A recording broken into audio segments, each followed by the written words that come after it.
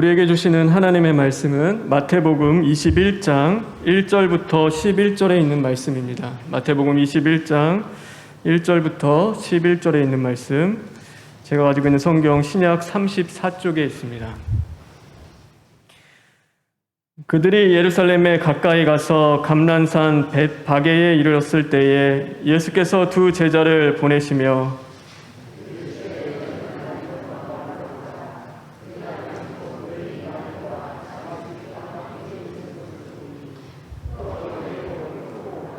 만일 누가 무슨 말을 하거든 주가 쓰시겠다 하라. 그리하면 즉시 보내리라 하시니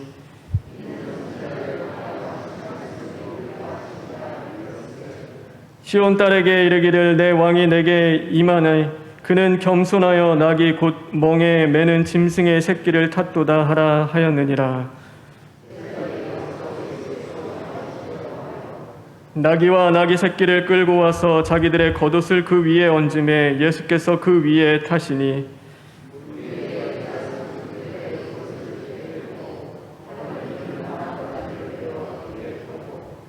앞에서 가고 뒤에서 따르는 무리가 소리 높여 이르되 호산나 다윗의 자손이여 찬송하리로다. 주의 이름으로 오시는 이여 가장 높은 곳에서 호산나 하더라.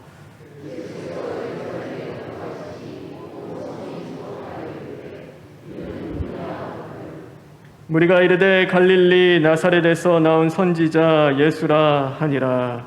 아멘. 우리 9절에 있는 말씀을 읽겠습니다.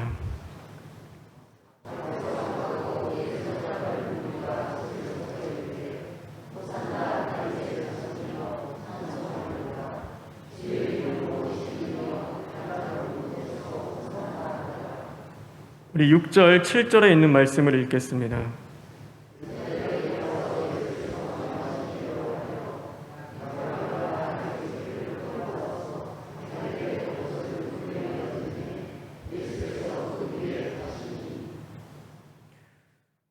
우리 2절부터 3절에 있는 말씀을 읽겠습니다.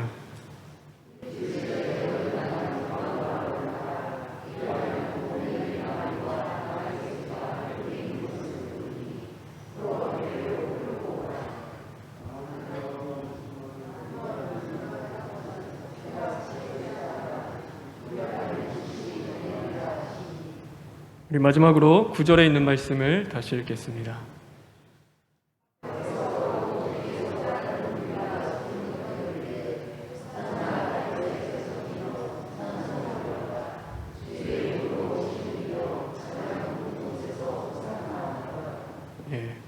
오늘 주의 이름으로 오시는 이여라는 제목으로 하나님의 말씀을 함께 나누고자 합니다.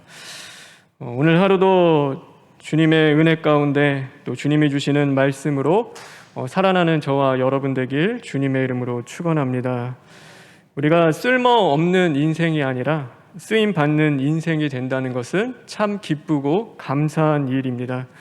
그러나 쓰임받는 것보다 더 중요한 것이 있습니다. 그것은 바로 누구에게 쓰임 받느냐입니다. 칼이 의사의 손에 의하여 쓰여진다면 그것은 생명을 살리는 칼이 됩니다. 그러나 강도에 의하여 그 칼이 쥐어진다면 그 칼은 생명을 빼앗는 칼이 될 것입니다. 오늘 우리도 마찬가지입니다. 우리는 주님이 쓰시는 사람이 되어야 합니다. 주님께 쓰임 받는 인생이 되어야 하는 것입니다. 모든 생명의 주인이신 주님이 우리를 쓰실 때만이 우리의 영혼이 살아나고 또 우리가 속해 있는 교회와 가정과 이 나라와 민족이 살아나는 생명력 있는 삶을 살 수 있기 때문인 것입니다. 제가 신학교 다닐 때 이 노숙자 사역을 하시는 선교사님을 도와드린 적이 있습니다. 그래서 그분이 부탁하셔서 한 몇 달 동안 이 노숙자 예배를 섬겼던 적이 있습니다.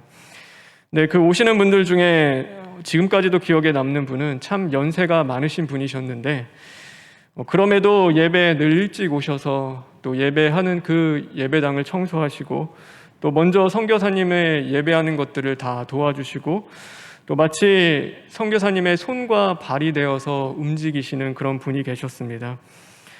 힘드시면 말해도 된다, 이제 그렇게 하지 않아도 된다라고 이야기를 하는데도 도리어 그 일이 그렇게 기쁘다고 하며 또 감사하다며 또 마지 않고 그 일을 하던 그 분이 계셨습니다.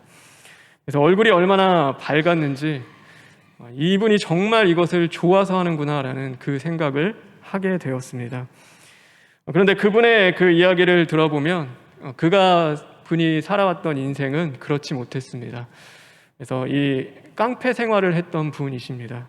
그래서 살인 미수, 폭행, 절도와 같은 우리가 경험하지 못한 그 끔찍한 것들로 이 감옥을 참 많이 다녀오셨습니다. 그런데 그것이 좋아서 한 일이 아니라 이 조직 생활을 하다 보니까 살아남기 위해서 어쩔 수 없이 해야 하는 일이 대부분이었습니다. 그러니까 악한 사람의 손에 붙들리면 이 조직이라는 것은 무섭잖아요. 한번 들어가게 되면 빠져나올 수 없고 목숨을 내어놓지 않으면 거기서 벗어날 수 없는데 그 악한 사람의 손에 붙들리게 되니까 그 다른 사람들의 생명을 빼앗는 그 일을 그분이 할 수밖에 없었습니다.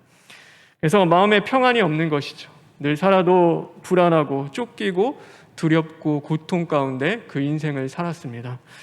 그런데 노년에 하나님이 그의 인생 가운데 찾아와 주시고 이 하나님이 그를 쓰시기 시작하고 하나님을 만나기 시작하니까 그의 안에 생명이 솟아나기 시작한 것입니다.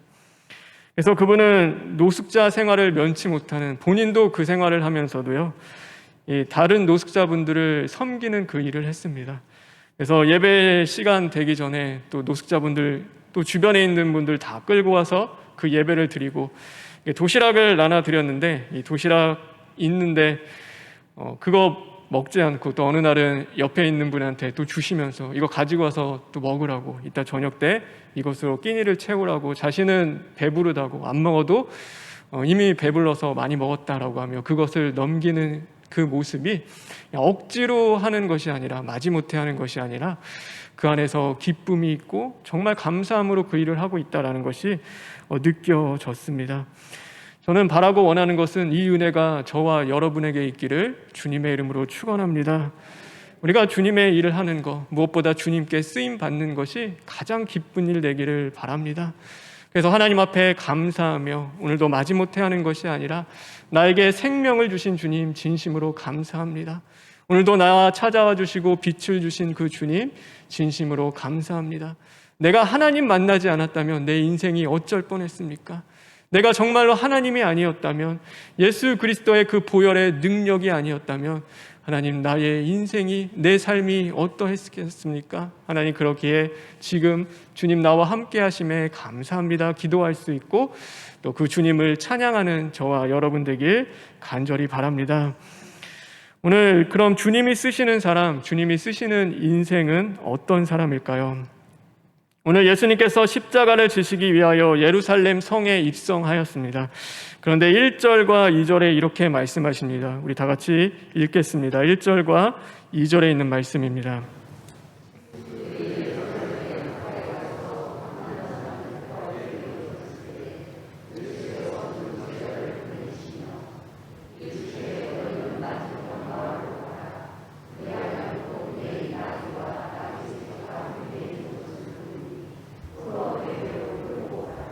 네, 여기서 보면요, 감란산 벳박에 이르렀을 때에 라고 오늘 성경은 말씀하고 있습니다.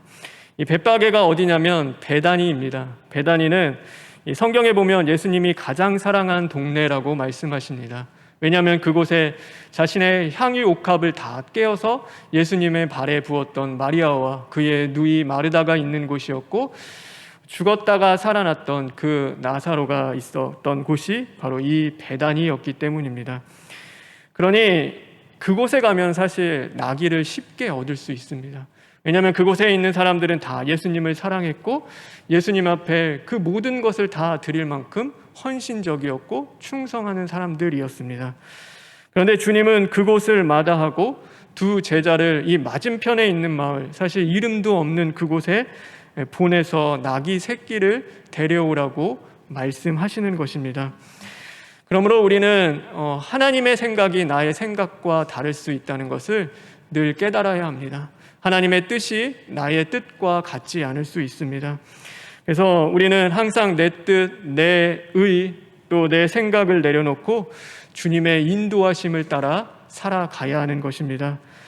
나의 현실과 경험과 내 생각이 하나님의 말씀과 부딪혀 올 때가 있습니다. 그럴 때 우리는 내 현실과 상황과 또 내 생각을 붙잡는 것이 아니라 하나님의 말씀으로 들어가야 합니다. 하나님의 말씀으로 들어가서 하나님의 음성을 듣고 하나님의 그 말씀을 붙잡고 선택해야 하는 것입니다. 내 생각에 이 사람에게 가면 나를 돕겠구나, 내가 저리로 가면 되겠구나 해서가 아닙니다. 오늘 오직 주님의 말씀과 주님의 음성이라면, 주님이 말씀하시면 내가 나아가겠습니다. 그러나 주님의 뜻이 아니라면 내가 멈춰 서겠습니다. 그 순종함이 우리 안에 있어야 하는 것입니다. 오늘 예수님도 하나님의 말씀에 순종하셨습니다. 오늘 예수님께서 어린 나귀를 타고 예루살렘에 입성하시는 것은 단지 예수님이 겸손하기 때문이 아니었습니다. 그것은 스가랴 9장 9절의 말씀대로 이 예수님께서 순종하신 것입니다. 우리 스가랴 9장 9절의 말씀입니다. 제가 읽어드리겠습니다. 시온에 따라 크게 기뻐할지어다, 예루살렘에 따라 즐거이 부를지어다. 보라, 내 왕이 내게 임하시나니 그는 공의로우시며 구원을 베푸시며 겸손하여 나귀를 타시나니 나귀의 작은 것 곧 나귀 새끼니라. 그래서 준비되어진 자, 또 자격이 있는 사람을 통하여 일하시는 것이 아니라 하나님은 순종하시는 사람을 통하여서 역사하십니다. 능력이 없어서 능력 있는 자를 찾으시는 것이 아니라 하나님의 능력이 나타날 수 있도록 오늘도 순종하는 자를 하나님께서 찾으시는 것입니다. 우리는 하나님이 쓰시는 사람을 생각할 때 다니엘과 같이 이제는 하나님 앞에 잘 준비되어진 사람, 또 다윗과 같이 또 하나님 앞에서 그 능력과 그 실력이 있는 사람이라고 생각할 수도 있습니다. 그런데 능력이 많은 사람, 또 돈이 많은 사람, 건강한 사람, 시간이 많은 사람, 실력이 있고 준비된 사람을 하나님께서 그런 사람들만을 사용하신다면 하나님은 인간의 능력을 의지하는 그 무능한 신이 되어버리는 것입니다. 그래서 하나님은 사람의 시간과 능력과 실력에 따라 사람을 사용하지 않습니다. 로마서 4장 17절에는 그래서 이렇게 말씀하고 있습니다. 로마서 4장 17절에 있는 말씀입니다. 제가 읽어드리겠습니다. 기록된 바 내가 너를 많은 민족의 조상으로 세웠다 하심과 같으니 그가 믿은 바 하나님은 죽은 자를 살리시며 없는 것을 있는 것으로 부르시는 이니라 라고 말씀하고 있습니다. 그래서 하나님은 죽은 자를 살리시며 없는 것을 있는 것으로 부르시는 이입니다. 하나님은 그래서 약한 자에게 강함이 되어주십니다. 없는 자에게 풍성이 되어주시며 눈먼 자에게 빛이 되어주시는 것입니다. 병든 자의 고침과 죽을 자의 생명이 되어주십니다. 그래서 우리가 쓰임받는 조건은 나의 능력이 아닙니다. 오로지 하나님의 능력에 달려있음을 믿는 저와 여러분 되길 간절히 바랍니다. 하나님의 능력은 사람의 능력보다 탁월하며 또 하나님의 지혜는 우리의 지혜보다 크심을 기억하십시오. 그러므로 하나님은 준비된 자, 능력 있는 자, 실력 있는 자만을 사용하는 것이 아니라 부르신 자를 준비시키시며 또 실력 있게 하시고 능력 있게 만드시는 그 하나님임을 우리는 믿어야 합니다.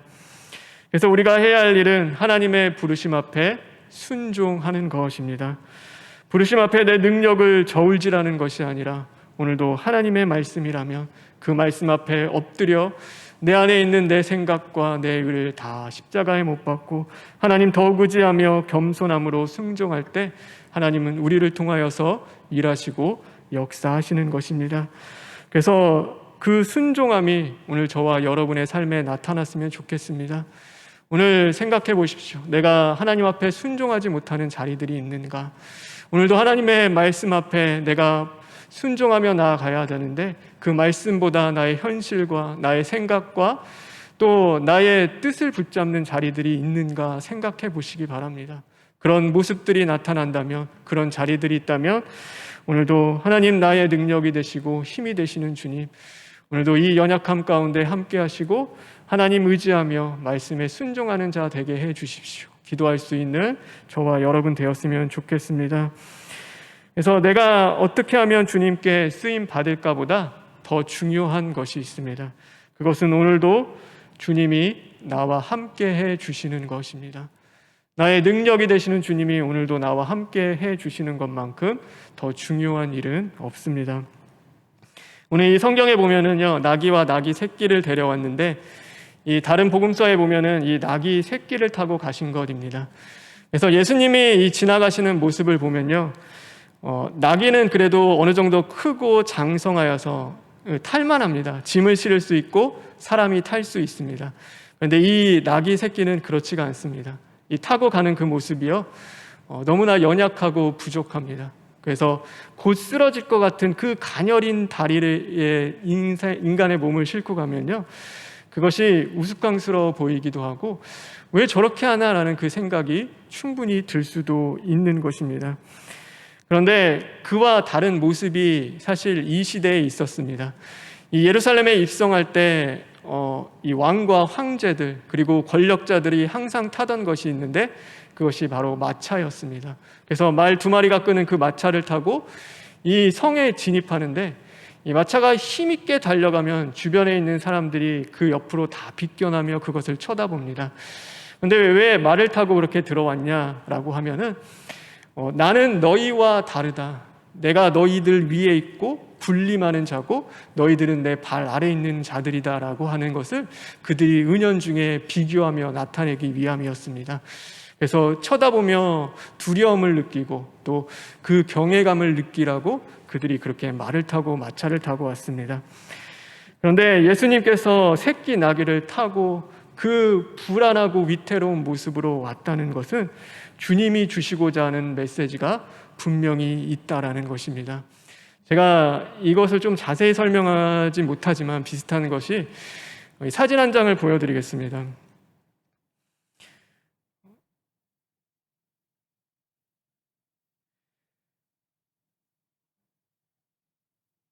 사진이 안 나오면은 이렇게 사진에 보면은 그런 사진이 있습니다. 이 아버지와 보이시나요? 네. 바로 이 사진인데 이 아이가 이 소아암 치료를 받고 있는 아이입니다. 그래서 이 보면은 머리에 그 흉터가 있습니다. 그래서 수술을 여러 번 뇌 수술을 받고 또 그런 수술 가운데서 이 상처를 얻었는데 이 아빠가 이 아이를 위해서 머리를 다 밀고 이 수술 그 흉터를 직접 그렸습니다. 그래서 문신으로 새겼는데 그것은 왜 새겼냐면은 내가 너와 함께한다. 그래서 너 두려워하지 말고 이 치료 가운데 힘을 내라.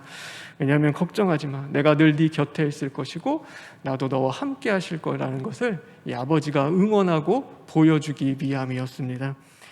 예수님께서 새끼 나귀를 타고 가는 그 위태로운 모습은 바로 오늘 우리의 모습이기도 합니다. 우리는 늘 불안하고 위태로운 삶을 살아갑니다.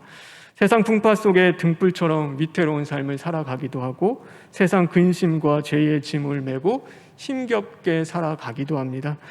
그런데 주님은 말을 타고 오신 것이 아니라 우리와 같은 모습으로 똑같이 오셨습니다. 그래서 그것을 보여주시면서 내가 너를 이해하고 너와 함께하고 있다. 내가 절대로 혼자가 아니라는 것을 알려주는 그 예수님의 마음과 사랑이 그곳에 담겨 있는 것입니다. 그래서 나귀를 타고 가는 그 예수님이 우스꽝스럽고 바리새인들은 그것을 보며 조롱하고 비난하지만 우리는 달라야 합니다. 나와 같은 모습으로 오시고 내 인생 가운데 찾아와 주시는 주님은 가장 존귀하신 분이셨습니다. 그런데 그 하늘의 영광을 다 포기하시고 바로 나를 위해 이 땅 가운데 오셨고 우리를 위하여 끝까지 사랑하시며 자신의 생명조차 아끼지 아니하시고 우리와 같은 모습으로 마지막까지 우리를 사랑해 주신 분이 바로 예수님이신 것입니다. 그래서 우리는 그 주님께 감사하며 그 주님과 늘 함께하는 삶을 살아가야 하는 것입니다. 제가 이 노숙자를 섬기면서 주님 앞에 그런 마음 주신 적이 있습니다. 너 노숙자처럼 될 수 있니? 그들을 그렇게 사랑하는데 그런 삶을 너가 살아갈 수 있니라고 했을 때 저는 선뜻 대답할 수가 없었습니다. 그런데 목회를 하며 성도를 섬기는 자리에서도 주님이 그런 질문을 많이 하실 때가 있습니다. 너 이 성도가 당하는 어려움과 고통을 너도 똑같이 당할 수 있니? 그 아픔 가운데 너도 함께 동참하며 그를 위해 줄 수 있니? 라고 했을 때 저는 그것을 쉽게 대답할 수가 없었습니다. 왜냐하면 저는 예수님이 아니고 예수님처럼 그들의 삶 속에 또 그와 같은 동일한 모습으로 사랑하지 못하는 연약하고 부족한 자이기 때문입니다. 그런데 그럼에도 불구하고 주님이 주신 은혜는, 그래서 저는 주님이 필요하고 저는 주님의 도구일 뿐이고 저를 통하여서 역사하시는 주님이 계심에 진심으로 감사합니다 라고 고백하며 그 자리 가운데 주님 앞에 맡겨드리며 갈 수 있는 것입니다. 바라고 원하는 것은 겸손한 마음 가운데 주님이 우리와 함께 하심을 구하는 저와 여러분 되기를 간절히 바랍니다. 그래서 우리의 질고를 하시고 우리의 아픔에 동참하시는 분은 예수님밖에 없습니다. 제가 그래서 이렇게 말씀 전할 신방할 때 그럽니다. 마지막 끝까지 죽음 이후에까지 권사님 손잡고 가시는 분은 예수님밖에 없습니다. 아들도 아니고요, 자식도 아닙니다. 여보요, 저도 아닙니다. 저도 권사님과 같이 손잡고 그 죽음 너머까지 갈 수 없습니다. 그런데 그 고독하고 두렵고 무서운 자리에 누가 계시냐면 예수님이 함께 하실 겁니다. 그래서 예수님이 끝까지 그 손 붙잡고 그 길을 걸어가 주실 것입니다. 그러니 그 예수님 함께 하심을 구하는 심령 되길 원합니다라고 이야기할 때가 있습니다. 저와 여러분도 주님이 나와 함께 하시는 그 은혜의 삶을 누리시길 바랍니다.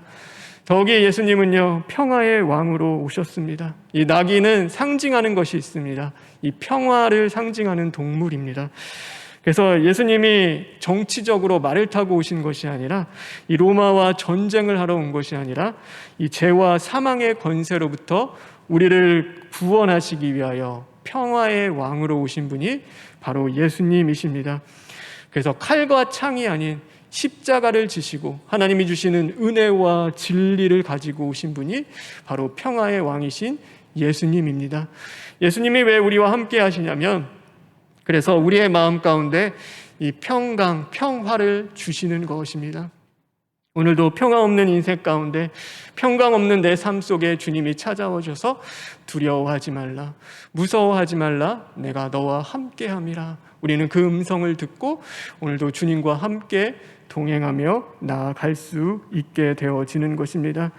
그래서 평화의 왕인 예수님이 쓰시는 인생, 예수님이 다스리는 인생은 어떨까요? 그것은 세상이 경험하지 못한 참된 평화가 그곳에 임하게 되는 것입니다. 요한복음 14장 27절에 그래서 이렇게 말씀하고 있습니다. 평안을 너희에게 끼치노니 곧 나의 평안을 너희에게 주노라. 우리 다 같이 읽어볼까요? 시작.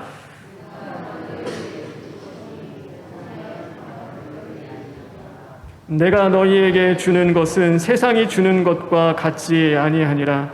너희는 마음에 근심하지 말고 두려워하지 말라. 그래서 주님이 세상 끝날까지 우리와 함께 하시며 그 주님이 평강으로 우리에게 임하여 주시는 것입니다. 평강이 임하면 직장 생활하는 것도 이 기쁨이 있습니다. 그리고 사업하는 것도요, 기쁨이 있습니다. 왜냐하면 그것을 주를 위해 하는 것이고 예수님이 나와 함께 하시기 때문입니다.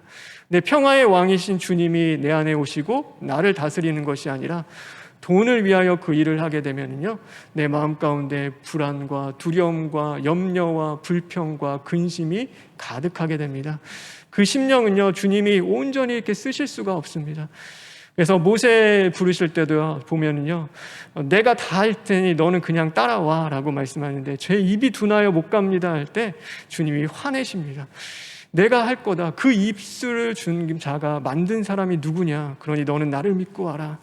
이 가나안 땅 앞에서 이스라엘 백성들이 우리는 메뚜기입니다, 우리는 저 땅을 점령할 수가 없습니다 할 때도 하나님께서 내가 너희를 위하여 전쟁할 것인데 왜 너희는 나를 믿고 따라오지 못하며 하며 그 화를 내시는 것입니다.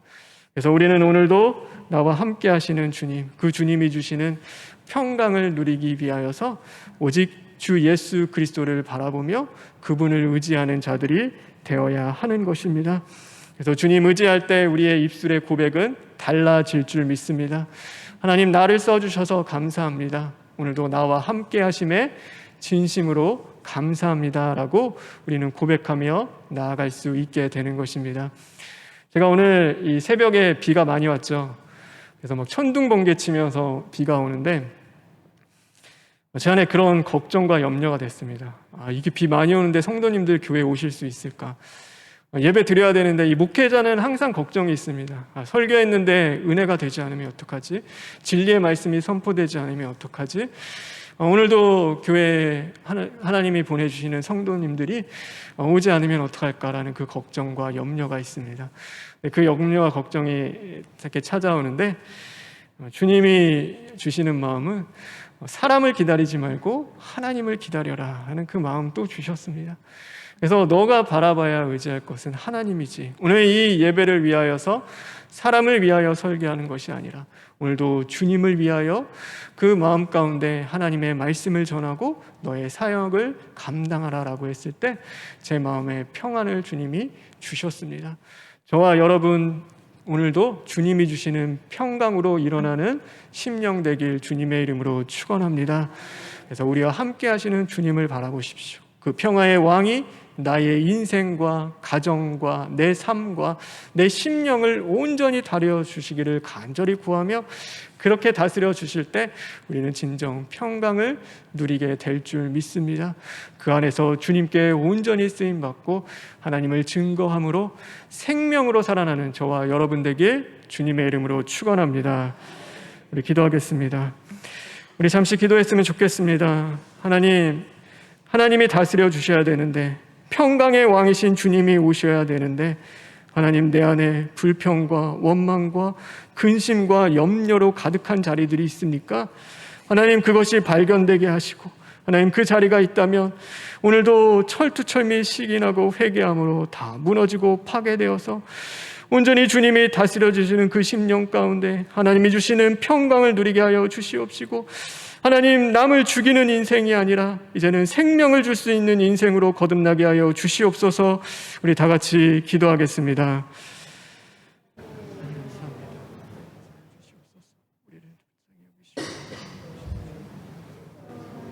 오늘도 오직 평강의 왕을 모시는 주님을 바라볼 수 있게 하여 주시옵소서. 하나님 내 마음에 찬송하십니다. 약하고 부족합니다. 주님의 능력으로